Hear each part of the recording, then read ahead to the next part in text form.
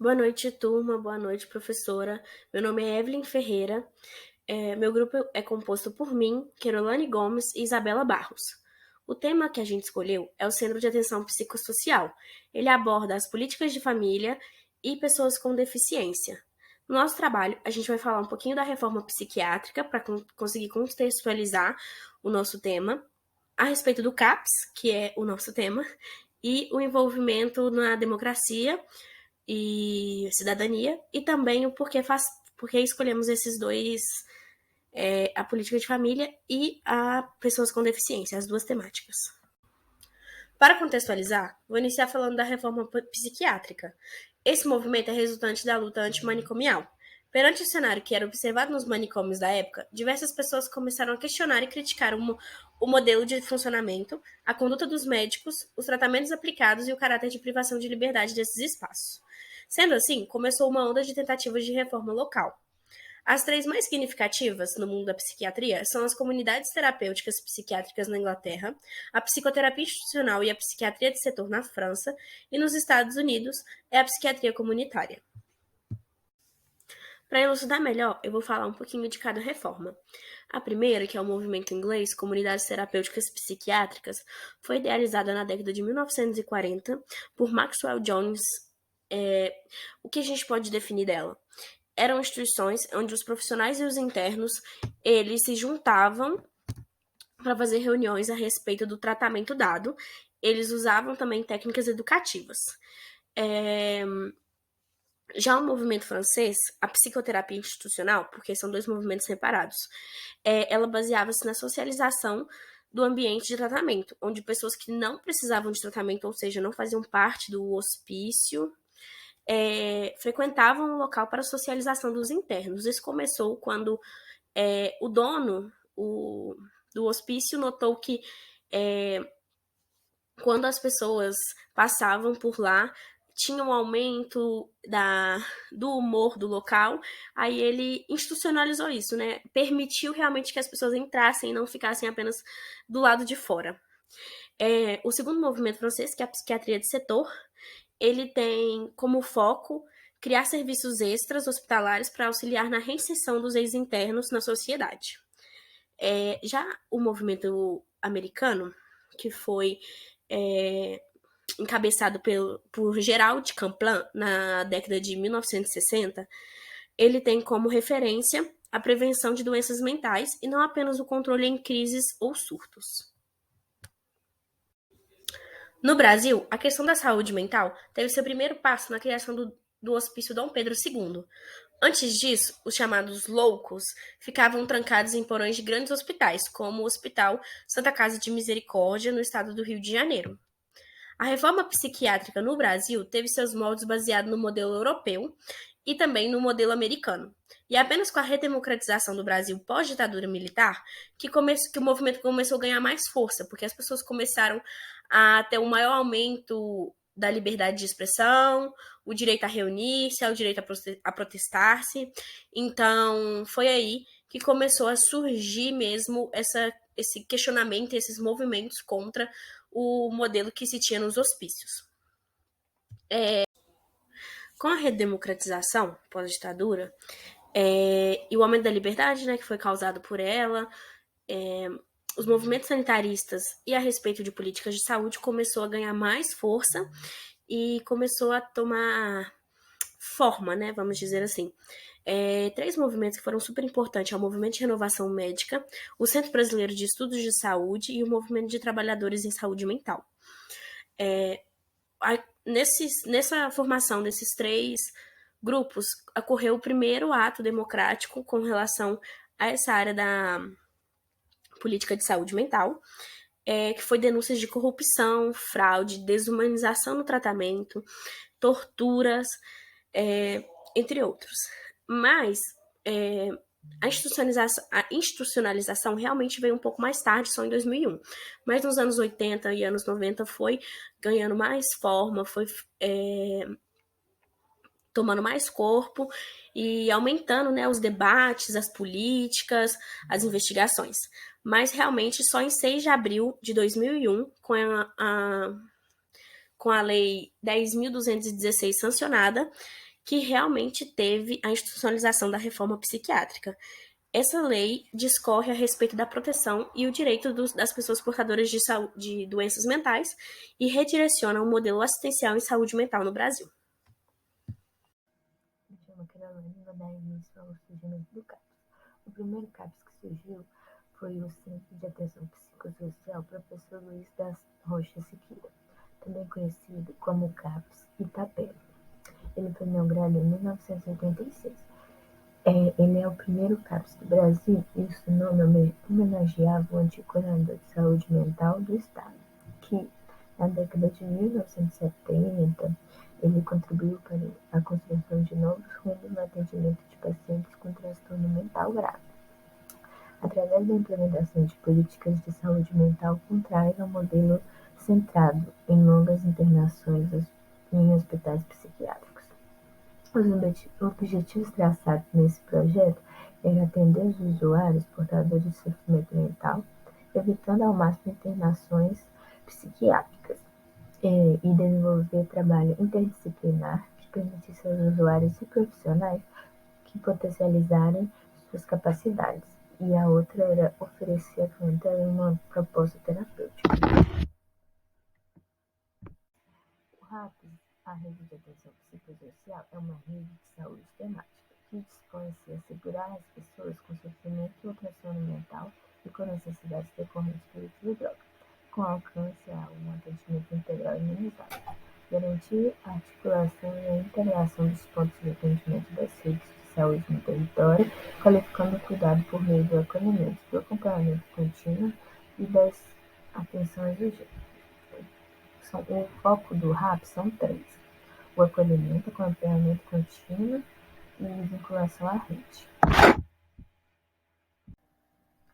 O CAPS é um serviço de saúde aberto comunitário do SUS, local de referência para tratamento de pessoas que sofrem com transtornos mentais. O CAPS tem um papel estratégico na junção do RAPS, tanto no que se refere à atenção direta visando a promoção da vida comunitária e da autonomia dos usuários, quanto na ordenação do cuidado, trabalhando em conjunto com as equipes de saúde da família e agentes comunitários de saúde, articulando e ativando os recursos existentes em outras redes, assim como nos territórios. E existem três componentes, que são eles: atenção primária, que é por meio de ações de promoção e prevenção no campo de saúde mental, realizado na unidade básica de saúde, núcleo ampliado de saúde da família, no consultório de rua e no centro de convivência e cultura. E na atenção especializada existe o Centro de Atenção Psicossocial, que é o CAPS, considerando as populações específicas, como o CAPS infantil, o CAPS de álcool e drogas, e a atenção residencial de caráter transitório. Já no atenção hospitalar, eles oferecem cuidado intensivo a usuários com quadros psiquiátricos graves, sem envolver hospitalização ou até mesmo um modelo ambulatório frágil, que se limita à realização de consultas e à renovação de receitas, ou ofertas de estratégias de cuidado pouco articuladas com os demais componentes da rede. A RAPS também é composta pela atenção hospitalar de urgência e emergência, considerando as internações em leitos inseridos em hospitais gerais. O CAPS é um serviço de saúde de caráter aberto e comunitário, voltados aos atendimentos de pessoas com sofrimento psíquico ou transtorno mental, incluindo aqueles com necessidade decorrente do uso de álcool ou drogas, que se encontram em situações de crise ou em processo de reabilitação. Funcionamento do CAPS. Nas suas diferentes modalidades, os CAPS oferecem atendimento clínico em regiões de atenção diária à população com equipes multiprofissionais que reúnem médicos, assistentes sociais, psicólogos, psiquiatras, entre outros. O objetivo do CAPS é atender as pessoas com transtorno mental severo e persistente e seus familiares, né? A equipe profissional do CAPS está habilitada para prestar o cuidado e atenção psicossocial, buscando preservar a cidadania da pessoa, o tratamento no território e seus vínculos sociais. O CAPS-1 oferece atendimento a municípios com população entre 20 mil e 50 mil habitantes, 19% dos municípios brasileiros, onde residem aproximadamente 17% da população do país, tendo uma equipe mínima de 9 profissionais de nível médio superior. O foco são usuários adultos com transtornos mentais graves e persistentes, transtornos decorrentes de uso de álcool e outras drogas. Já o CAPS-2 oferece atendimento a municípios com mais de 50 mil habitantes, equivalente a 10% dos municípios onde residem aproximadamente 65% da população brasileira. O público-alvo são adultos com transtornos mentais persistentes. Opera com uma equipe mínima de 12 profissionais, tanto de nível médio quanto superior. Já o CAPS-3 são caracterizados por serem os serviços de maior porte da rede, com uma previsão de cobertura para municípios com população acima de 200 mil habitantes, que representam uma baixa parcela dos municípios do país, apenas 0,63%. Entretanto, concentram cerca de 29% de toda a população do Brasil. Podem funcionar 24 horas por dia, inclusive feriados e fins de semana.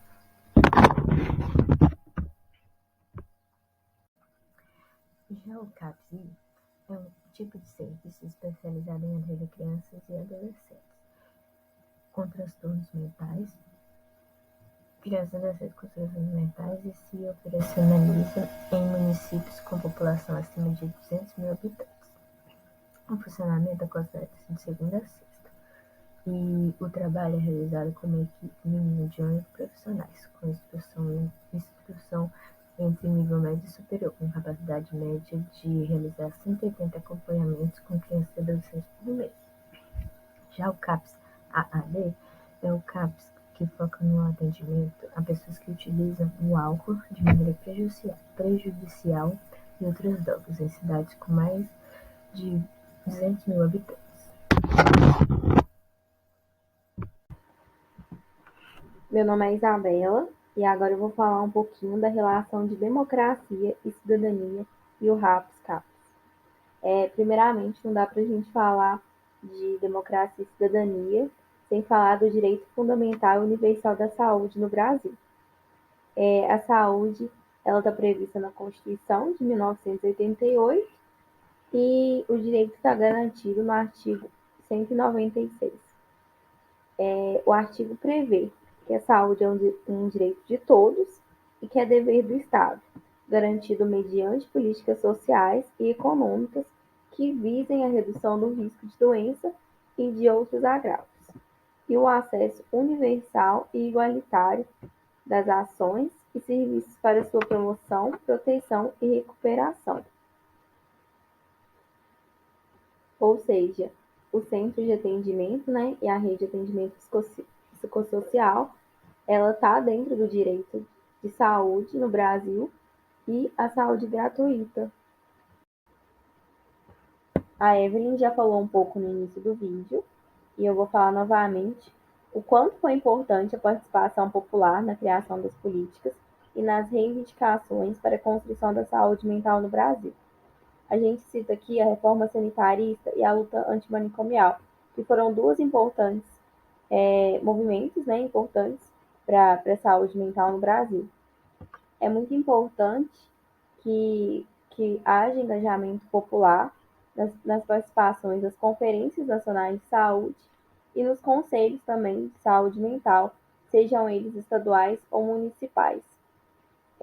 Nas conferências saem as diretrizes da saúde mental no Brasil e por isso que é muito importante que a população participe desses processos de tomada de decisão, até mesmo para representar as minorias, seja o público LGBTQ, as mulheres, os negros.